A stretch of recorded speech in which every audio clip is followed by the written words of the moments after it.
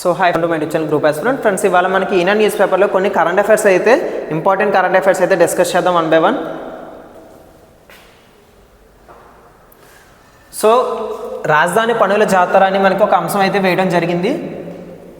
టెండర్లో పిలిచిన CRDA and అలానే ADC Amaravati పునర్నిర్మాణంలో భాగంగా కొత్త ఏడాది తొలి రోజున పలు పనులకు ప్రభుత్వం టెండర్లు పిలిచింది.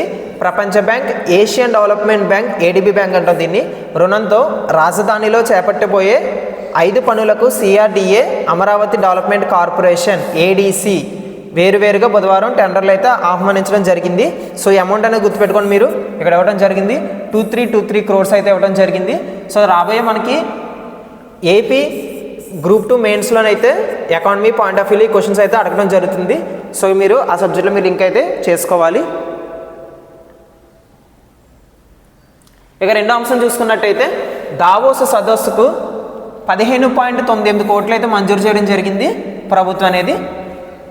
అదొకసారి మనం చూసుకున్నట్టయితే ప్రభుత్వ ప్రైవేట్ భాగస్వామ్యంతో మౌలిక రంగం, వ్యవసాయం అండ్ అలానే ఐటీ రంగాల్లో అందిపుచ్చేందుకు జరిగే వరల్డ్ ఎకనామిక్ ఫోరంను వినియోగించుకోవాలని ప్రభుత్వం నిర్ణయించడం జరిగింది.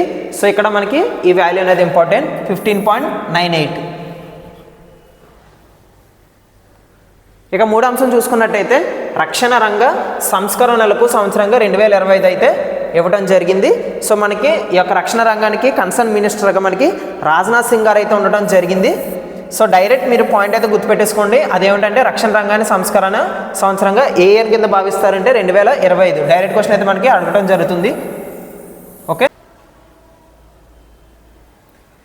ఇక జాగ్రఫీ సంబంధించి ఆర్ డిజాస్టర్ మేనేజ్మెంట్ సంబంధించి మనకి ఒక అంశం అయితే వేయడం జరిగింది.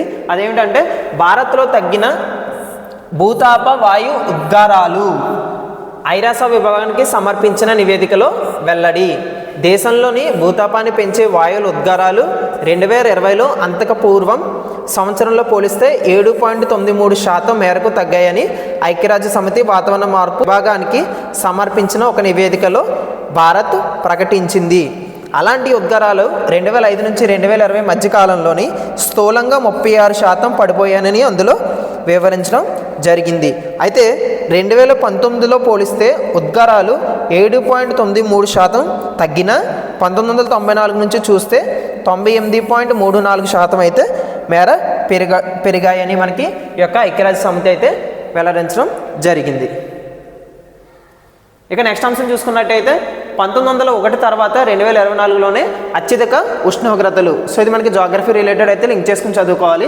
భారతదేశంలో 1901 నుంచి నమోదవుతున్న ఉష్ణోగ్రతలు పరిశీలిస్తే 2024 అత్యంత వేడి సంవత్సరంగా నిలిచిందని భారత వాతావరణ విభాగం, ఐఎండీ అంటుంది దీన్ని, అది వెల్లడించడం జరిగింది. సో ఈ 123 ఏళ్ల ఉష్ణోగ్రతలు సగటు కన్నా 2024లో 0.90 డిగ్రీలు సెల్సియస్ అధికంగా నమోదైందని ఐఎండీ వివరించడం జరిగింది. So thank you. సో ఈ యొక్క వీడియోని మీకు ఖచ్చితంగా యూస్ఫుల్ అనిపిస్తే ఖచ్చితంగా లైక్ చేసి మన ఛానల్ని సబ్స్క్రైబ్ చేసుకోండి. So that's it and thank you.